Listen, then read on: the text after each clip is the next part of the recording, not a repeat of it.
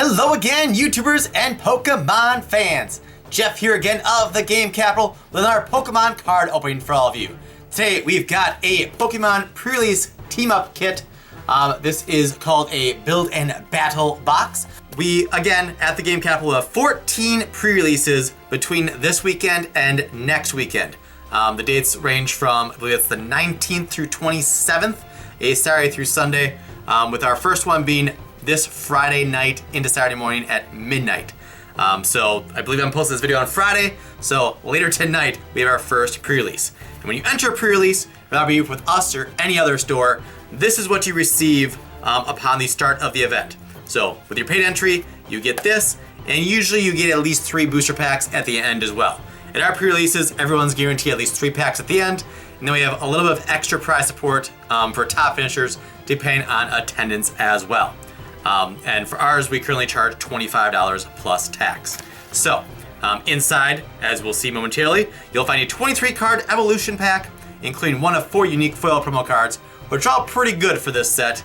4 Pokemon TCG Sun and Moon Team Up booster packs, and a code card for the Pokemon TCG Online. And everything you get within this box, you will then build a 40 card deck with, and then the store that you are doing the pre-release at, such as ours, supplies you with basic energy to supplement your deck with. So, other than basic energy, everything that goes in your 40 card deck for pre-release, you will get from this snazzy little deck box. So, first of all, we've got just a little pamphlet here, which probably tells us a little bit more about the set. Nothing too special. I'm not gonna read this all to you. If you wanna read it, feel free to pause and read at your leisure. I'll try remember to keep stuff low enough that the face cam doesn't block things out. And building tips, let's kind of slowly pan this up. And like I said, feel free to pause and read at your leisure. Sometimes pre-release, somebody will get a really powerful GX, that's a basic type. And sometimes they'll do a deck that has the GX Pokemon and 39 basic energies. I'm mulligan a lot, but some people try that. So, like I said, we got 4 booster packs. And looks like we've got 1 of each pack art. I love these pack arts, they are so gorgeous.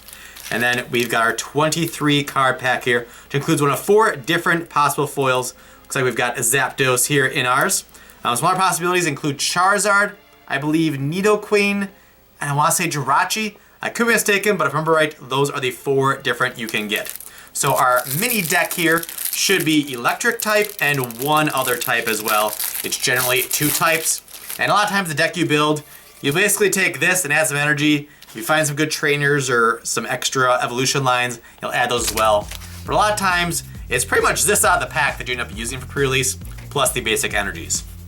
So, let me go ahead and put this Zapdos into a sleeve right away. So it's got Thunderous Assault. If this Pokemon was on the bench and became your active Pokemon this turn, this attack does 70 more damage. This attack damage isn't affected by weakness. 110 hit points, and it is promo number SM159. There's the focus. So up to 159 Sun and Moon promos. Probably more than that, unless that's the highest one from this pre-release kit.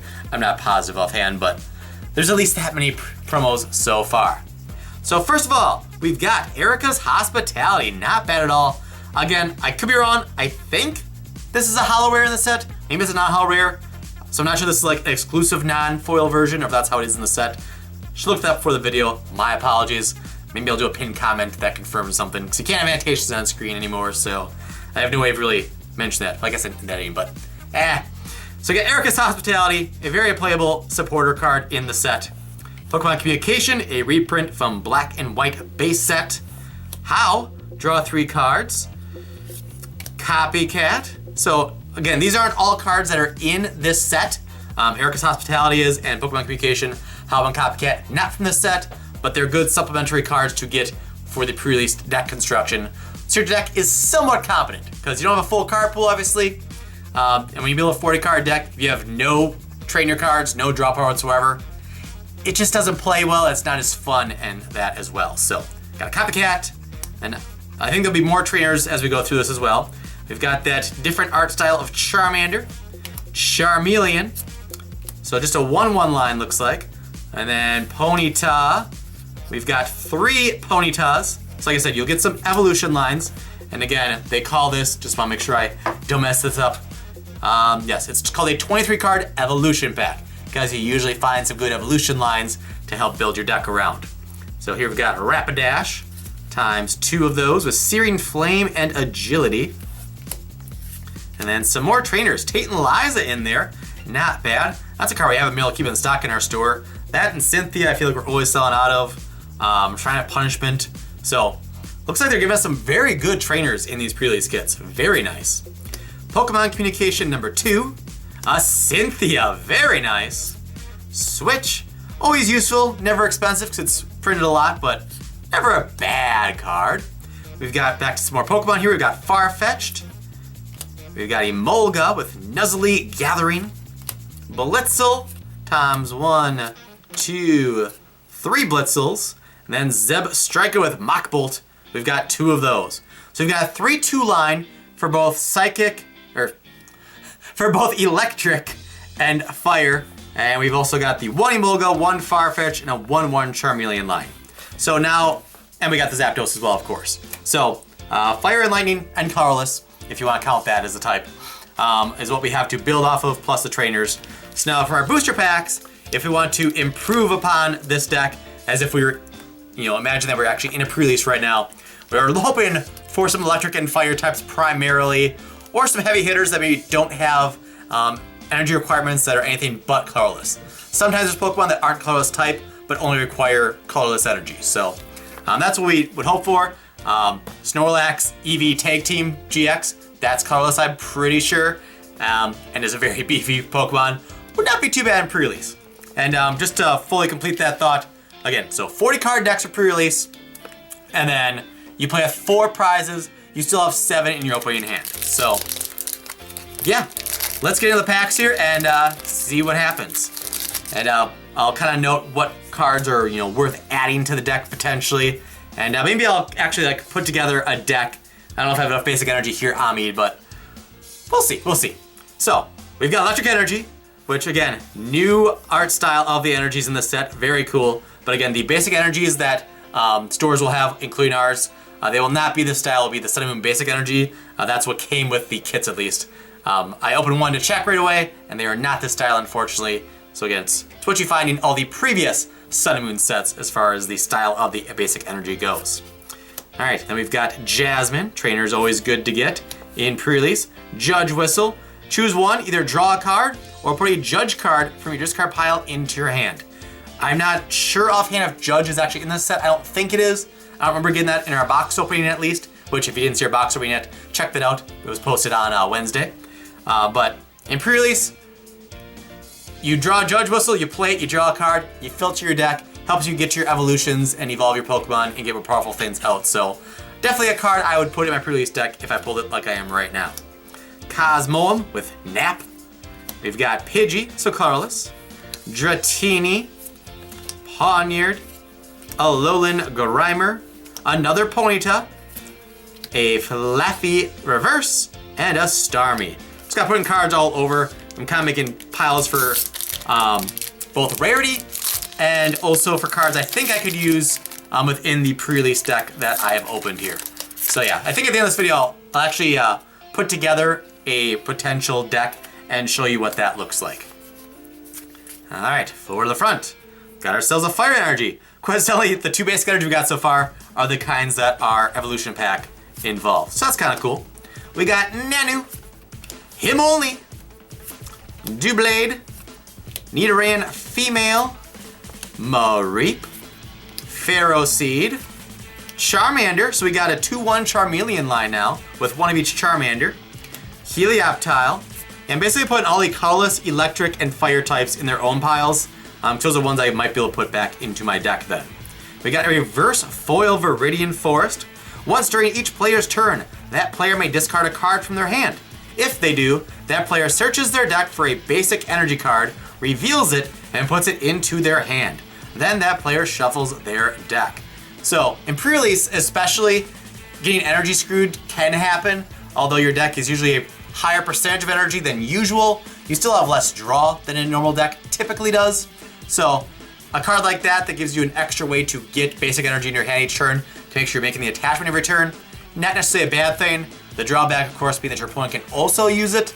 So while this might end up in the deck here, even if you draw it in the game, if you have, 3, 4, 5 energy in your hand and you draw this, I wouldn't play it, because unless you're, well, you could still play it just to like filter through your deck, but again, since your opponent also can, the pros cons makes it kind of iffy, but I digress.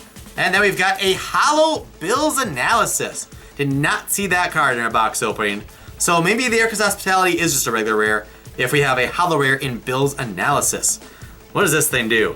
Look at the top 7 cards of your deck. You may reveal up to 2 trainer cards you find there and put them into your hand. Shuffle the other cards back into your deck. That's definitely one I'll put in the pre-release deck, because, again, you're not going to have, well, you get some supporters in the Evolution Pack. You don't have as high of a support ratio as a normal deck, typically. So, and being able to filter out 2 cards from your deck that are trainers that might draw more cards, definitely a great card to have in pre-release. And, getting a Hollow Rare is always good, too. Hopefully you find an Ultra in this as well, but we'll see what happens. 4 to the front. And we've got ourselves a Fighting Energy, a Buff Padding, Spiritomb, Heliolisk, putting things in the wrong piles here, Pancham, Squirtle, Klefki, Voltorb, Weedle, Honedge Reverse, and a Beedrill. Let's see, I'm just gonna put all these useful cards in this single pile because I'm confusing myself too much otherwise. All right, last pack, last chance for glory. Can we find ourselves an Ultra Rare from our kit? We've got 4 to the front once more. Metal Energy, Kakuna, Nidorino, another Judge Whistle, Joltik, Blitzel, Squirtle, Tentacool, Rhymer, Reverse Joltik, and Galvantula, which, not good for high value pulls, but might help our pre-release deck.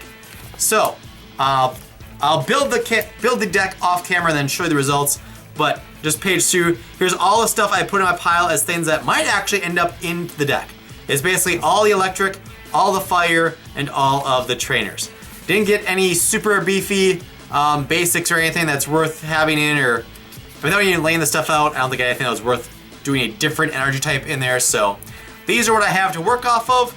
So now we'll do a little cut here, and we'll show you what we are able to build as far as a 40 card deck goes with what we've got here.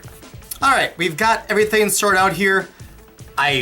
Without doing like practice hands or anything, I don't know how good this deck would actually be, especially with no big heavy hitters, but let's show you what I came up with. First of all, the things that didn't make the cut included the Reverse Viridian Forest. Some of the trainers I had in my pile without reading the cards first just didn't work. Buff Padding only works if your Pokemon has exactly a retreat cost of 4, which none of mine did.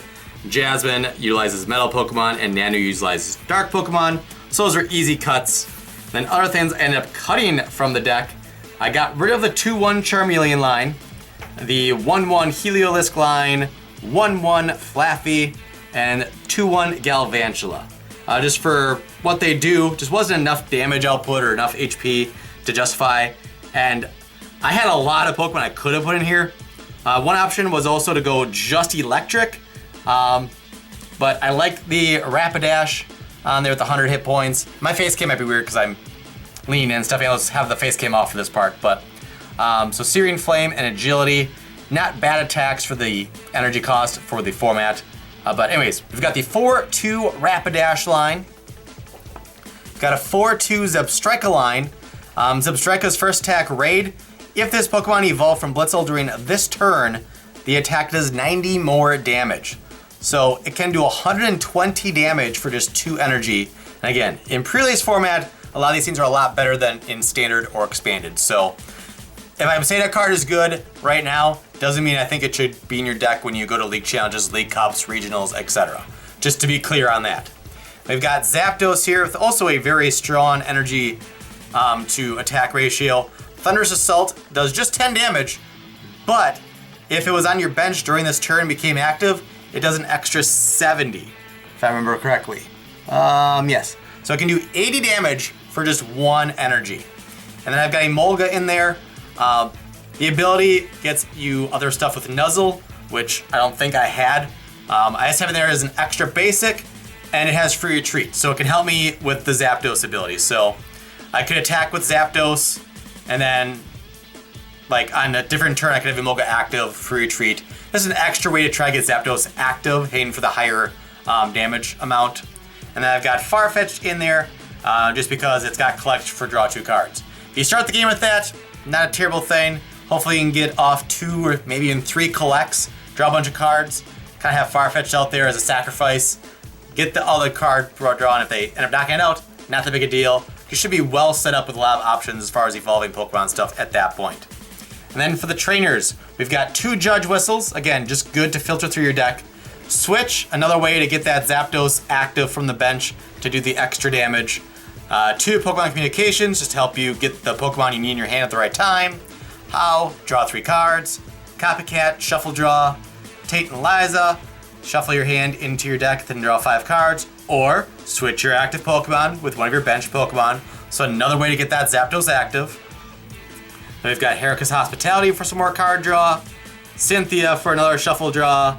And then that Bill's Analysis that we showed you earlier, that lets you filter through the deck a little bit more and get some extra trainers into your hand. And if I remember right, I had a total of 26 Pokemon/trainers, so that'll leave me 14 spots for energy. And in this situation, I think I would go either 7, 7, or possibly 8 on electric, just because I plan using electric more. Although the Rapidash, it has very firm fire requirements, so it'd be either 7, 7, or 8, 6 on the energy. Going heavier on lightning if anything, because like I said, Zebstrika and Zapdos in this deck is what I want to be attacking with. So I don't think this would be a great deck, but if you draw into things right and you have a lot of ways to draw cards, I think it can give you some high attack power early game. And if you can overwhelm your opponent with heavy enough attacks that you can get them knocked out before they get, stage 1, stage 2, especially on the board potentially, you should be in good shape. But if you face people that have GXs and tag team GXs that they can utilize, yeah, I don't know how well this deck would do against any tag team GXs. They all have like 240 to 300 hit points. So unless they're weak to you and you can maybe 2-shot them, it'll be rough. So be luck of the draw. You hope to face opponents without tag team GXs, but at least it seems like a serviceable deck. You can do some fun things with it at least. And just want to give you guys an example of what a pre-release deck could potentially look like from a real example from an actual kit. So hopefully you guys found this video useful. And if you did, please subscribe if you aren't already. Rock smash that like button. Visit our website, TheGameCapital.com. We do have some Pokemon stuff on there. And you can also find our event schedule on there if you happen to be in the area of Green Bay. Again, we're in Pere, Wisconsin, just outside of Green Bay. And we've got a bunch of pre-releases for this set upcoming. And we also have a League Cup on Sunday, January 27th at a nearby business. So, again, thank you all for watching. Hopefully you enjoy it and found this useful. And I'll see you next time for some more Pokemon or Beyblade or Bakugan, or whatever that day may bring. Thanks for watching, everybody.